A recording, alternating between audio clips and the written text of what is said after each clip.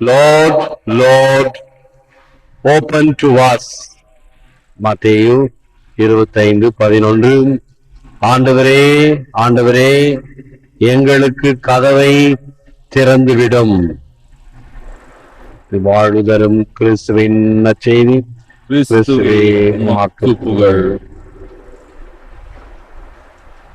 ஐவர் மட்டும் எச்சரிக்கை வண்ணமாய் எண்ணெய் கிண்ணம் ஏந்தி சென்றவர் வாழ்க்கை கலங்களுக்கே வழிகாட்டும் கலங்கரை விளக்கம் போன்ற மதிமங்கையர்.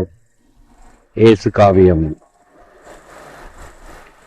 Saint Augustine quotes, "The oil signifies love.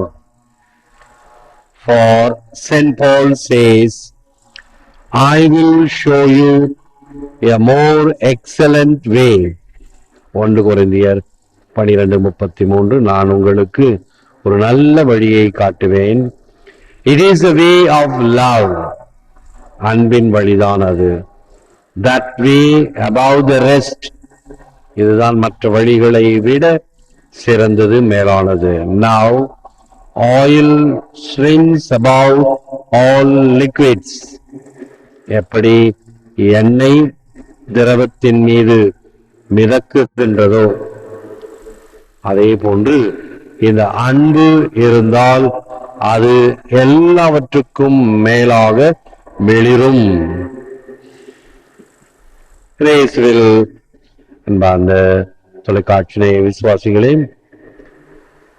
விவேகமுள்ள 5 கன்னியர், விவேகமற்ற 5 கன்னியர் என்று 10 கன்னியர் விளக்கை ஏந்தி மணவாளனை எதிர்கொண்டு சென்ற ஒரு நிகழ்ச்சியை நம் ஆண்டவர் இயேசு கிறிஸ்து என்று நம் கண்களுக்கு முன் வைத்து என்ன செய்தியை சொல்ல விரும்புகிறார்?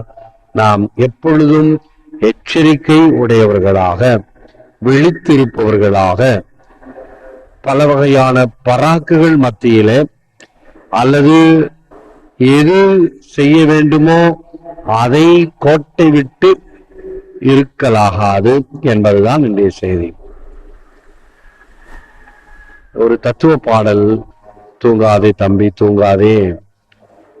தூங்கியவன் எப்படியெல்லாம் தன் வாழ்க்கையில் வாய்ப்புகளை இழந்து விடுகிறான். எப்பொழுது வெளிப்பாக இருந்து இவைகளை சிக்கன பற்றி கொள்ள வேண்டுமோ அப்படி இல்லாமல் வாழ்க்கையினுடைய யதார்த்தங்களையோ அல்லது வாழ்க்கையினுடைய சவால்களையோ தூக்கத்தினாலோ மதிமயக்கத்தினாலோ சோம்பேறித்தனத்தினாலோ இழந்து விடுதலை போல விண்ணக அரசையும் இழந்து விடாதீர்கள் என்பது இன்றைய செய்தி. மனம் என்னும் தோணி பற்றி மதி என்னும் கோலை ஊன்றி சினம் என்னும் சரக்கை ஏற்றி செறிகடல் ஓடும் போது மணன் எனும் பாறை தாக்கி மறியும் போது அறிய ஒண்ணாது உனை உணும் உணர்வை நல்காய். நம்முடைய மனம் என்கின்ற ஒரு படகு, அது மதி என்னும் கோல் அல்லது துடுப்பு இவைகளினால் வலிக்கப்பட்டு நம்முடைய வாழ்க்கை பயணம் முன்னே செல்ல வேண்டும். அதில் சினம் அல்லது வெகுளி அல்லது பல வகையான குறைபாடுகள் நம்மை இந்த முன்னேற்றத்தை தடைபடுத்தாமல், இந்த மனம் என்னும் பாறை தாக்கப்பட்டு உடைந்து போகாமல் அறிய முடியாத, அணுக முடியாத ஒளியாம் இறைவனை உணர்வதற்கு இறைவா எனக்கு அருள் புரிவாய் என்பது இந்த பாடலின் கருத்து. ஒரு உதாரணம் ஒன்று. ஒரு வீட்டு காவல்காரர், வாயில் காப்போர். சில சமயத்துல நல்ல தமிழ் சொல்வதை விட ஆங்கிலத்தில் சொன்னா பட்டுன்னு புரியும். ஒருத்தர் கேட்டாராம், ஏனையா எங்கு பேருந்து நிலையம் யாண்டு உள்ளது என்று கேட்டாராம். என்ன கேட்கிறீங்க, புரியலையே.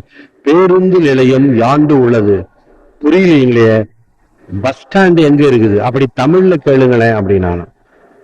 நமக்கு ஆங்கில சொற்கள் பழகி போய் தூய தமிழ் மறந்து விடுகிறது. அப்படி காவல் காப்போன், வாயில் காப்போன் அப்படின்னு சொல்றதை விட வாட்ச்மேன் அப்படின்னு சொன்னா நமக்கு நல்லா புரியும். அந்த வாட்ச்மேன் தன்னுடைய எஜமானிடம் வந்து, ஐயா, இன்றைக்கு நீங்கள் வெளிநாட்டுக்கு பயணமாக விமானத்தில் செல்ல போகிறீர்கள், தயவு செய்து இன்றைக்கு போக வேண்டாம். நான் கனவு கண்டேன், விமானம் நடுவழியில விபத்து ஏற்பட்டு எல்லோரும் இறந்து விடுகிறார்கள் என்று ஒரு கனவு கண்டேன், தயவு செய்து நீங்கள் போக வேண்டாம். சரி, ஏதோ சொல்லுகிறான் என்று வேறு காரணங்களாலும் அன்றைய பயணத்தை தள்ளி போடுகிறார்.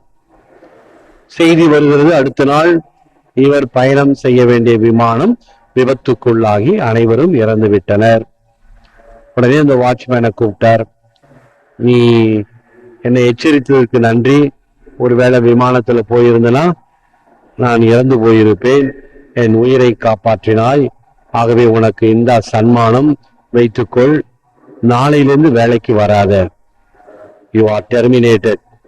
இவருக்கு தூக்கி வாரி போடுங்க. ஐயா, உங்களுக்கு நல்லதுதானே செய்தேன், என்னை வேலையிலிருந்து நீக்குகிறீர்களே. உன்னுடைய வேலை தூங்காமல் விழித்திருந்து காவல் காக்க வேண்டும். நீ தூங்கி கனவு கண்டு கொண்டிருந்தாய், அது உன்னுடைய வேலை அல்ல. நான் இருப்பேனோ இறப்பேனோ, 6 சாவு 100 சாவு. எப்படி வருமோ, யாருக்கு என்ன வருமோ அது நிச்சயமாக வரும்.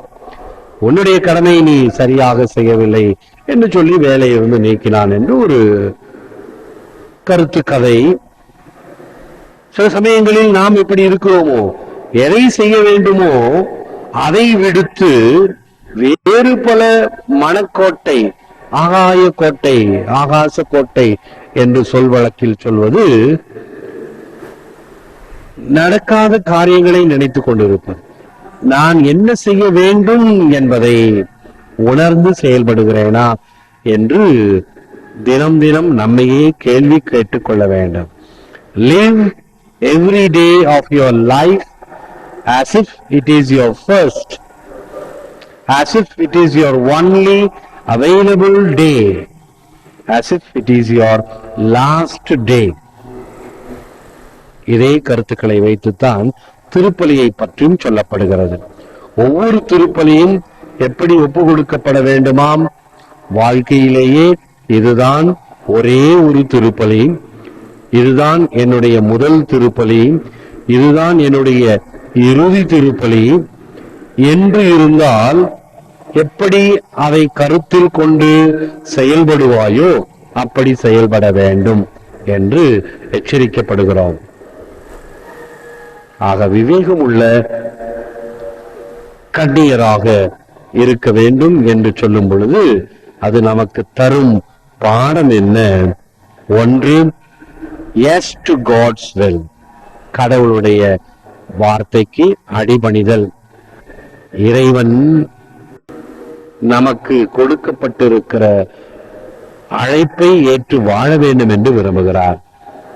எனவே we are called to be ready and faithful, தயாராக இருக்க வேண்டும், அதே சமயத்தில் விசுவாசம் உள்ளவர்களாக இருக்க வேண்டும். நேற்று கூறினேன், சக்சஸ்ஃபுல் என்பது ஒன்று, ஃபெய்த்ஃபுல் என்று சொல்வது வேறு. நான் இறைவனுக்கு எப்பொழுதும் விசுவாசம் உள்ளவனாக இருக்கிறேனா என்பதுதான் முக்கியமே தவிர, என் வாழ்க்கையிலே எனக்கு வெற்றி, எனக்கு வாழ்க்கையில பல வகையான ஆசீர்வாதங்கள் கிடைத்துக் கொண்டிருக்கின்றன என்ற மகிழ்ச்சியில் இருப்பதை விட நான் ஆண்டவருக்கு என்றும் விசுவாசம் உள்ளவனாக இருக்கிறேனா என்று பார்ப்பது. 2, டு ரிஃப்ரெஷ் தி ஆயில். வழக்கமாக நம்முடைய வாகனங்கள் சரியாக ஓட வேண்டும் என்றால் அவைகளை சுத்தமாக துடைத்து எண்ணெய் போட்டு அல்லது பழுதானவைகளை நீக்கி தயாராக இருக்க வேண்டும். அப்பொழுதுதான் அந்த பயணத்தில எந்த ஒரு இடையூறும் இல்லாமல் பயணத்தை மேற்கொள்ள முடியும். வாழ்க்கை பயணத்திற்கும் பொருந்தும். 3, the third step is to trim the wick of our lamp. இங்க நாம் குத்து விளக்கு கொளுத்தி வைத்திருக்கிறோம். அந்த திரியை தினமும் கருக்கி விட வேண்டும். எரிந்து கொண்டு முன்னால் இருக்கக்கூடிய கரி சாம்பல் இவைகள் எரிவதற்கு தடையாக இருக்கக்கூடும். எண்ணெய் ஊற்றி அந்த திரியை கருக்கி எரியவிட்டால் அந்த திரி ஒழுங்காக எரியும். அதே போன்று நம்முடைய வாழ்க்கையும் இப்படி ட்ரிம்ட் ஆக ஒவ்வொரு முறையும் தயார் நிலையில் இருக்க வேண்டும். நான்காவதாக, like the wise bridesmaids, let us lead a life pleasing to God. அந்த விவேகம் உள்ள கன்னியர்கள் எவ்வாறு விளக்கையும் எடுத்து சென்றார்கள், எண்ணெயும் எடுத்து சென்றார்கள். ஒருவேளை இது பற்றாக்குறை ஏற்பட்டால் நான் இதை பயன்படுத்திக் கொள்ள முடியும் என்பதனால் விவேகம் உள்ள கண்ணீராக அவர்கள் கருதப்பட்டார்கள். அப்படி என்னுடைய வாழ்க்கையில் எந்த பற்றாக்குறை வந்தாலும் அதை ஈடு செய்யக்கூடிய வகையில நான் தயாராக இருக்கிறேனா? வாழ்க்கை பயணத்திற்கும் பொருந்தும், ஆன்மீக பயணத்திற்கும் பொருந்தும். அப்படிப்பட்ட வாழ்வை வாழ இறைவனிடம் இறைஞ்சுவோம். முழங்கால் இருப்போம். Lord Jesus, make me vigilant and attentive to your voice, that I may heed your call at all times. May I find joy in your presence and delight in doing your will. ஆண்டவராய் இயேசுவே, உம் குரலுக்கு செவி சாய்க்க எந்நாளும் விழிப்பாகவும் தயாராகவும் இருக்கச் செய்திருளும். உம் பணி செய்வதனால் ஆனந்தமும் உம் பிரசன்னத்தில் திளைப்பும் அடைவேனாக.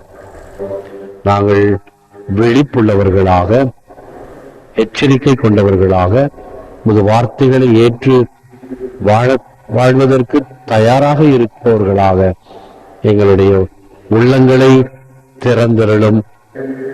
பல வகையான சவால்கள் இவைகளை மேற்கொள்வதற்கு வேண்டிய விவேகத்தையும் தைரியத்தையும் மனத்தெளிவையும் தந்து ஆசீர்வதித்திரளும். உம்முடைய அழைப்பை ஏற்று வாழக்கூடியவர்களாக எங்களுக்கு அருள் செய்யும். ஏற்று வர மருளும் இறைவா, காக்கவும் கரங்களினால். ஆமென்.